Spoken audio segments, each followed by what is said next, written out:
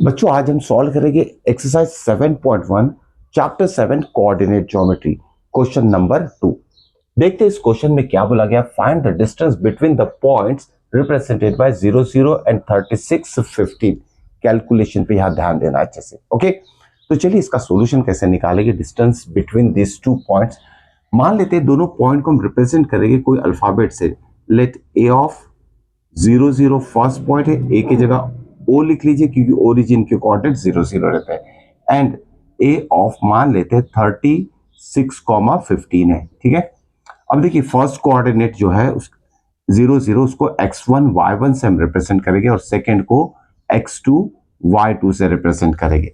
अब distance between O और A, ये जो पॉइंट्स है उसके बीच का डिस्टेंस फाइंड आउट करने के लिए हम यूज करेंगे डिस्टेंस फॉर्मूला।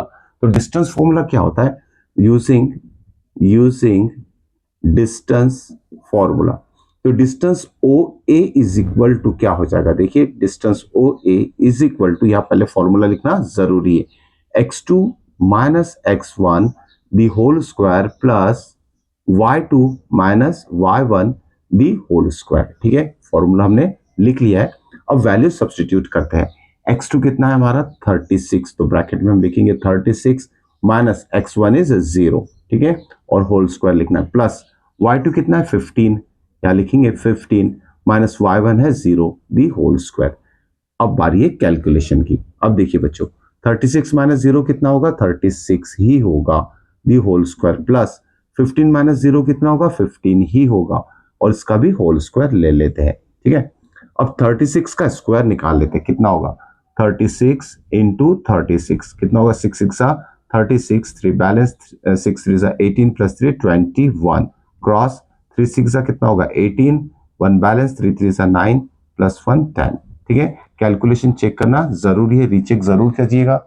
हो सकता है कोई सिली मिस्टेक हो गई है, रीचेक करते। 6 6 36 बैलेंस, 6 3 18, 18 प्लस 3 21 लिख लिया हमने, 3 6 108 आता है, 3 इंटू 36 108 आता है। So calculation is correct.